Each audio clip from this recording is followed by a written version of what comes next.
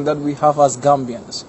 Like, we interact with one another, we live with one another. It doesn't matter how big the family is. We share everything, no matter how little it is. And people are content with that. That even if things are going hard, you can still observe smiling faces under each and every person that you meet along the street. So that is a plus for everybody in the Gambia. And that is why I'm a proud Gambian and a proud African. And I believe I can make it. And I'm going nowhere but in the Gambia. Nobody is going to do it for us. That's right. If we are all running away, when are we going to make it? We have to stay in Africa, develop in Africa, and then show to the world that Africa have a better image than the one they portray in the West. I think this is what we all need to do as Africans.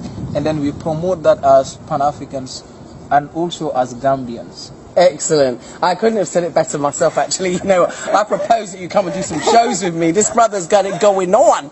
Yeah. But seriously, I think that the misrepresentation of Africa has, it permeated my brain, and I knew because I was coming from a Pan-African background, but still, the images are forced upon us. So I think you young Gambians have a responsibility to show the other side of Gambia, the Gambia that, we diasporians and many people in the West don't see. They just don't see it. Exactly. I think that is the work of the academics.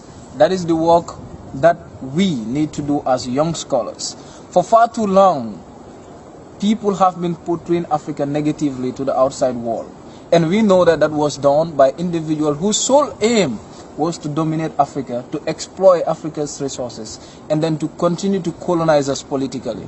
Now, our role as academics, as young scholars, is how do we make sure that this picture is changed from the literature itself, going back to rewrite the books, to rewrite the history of Africa, and then to show to the world that we have a better image that the world is actually seeing as of today.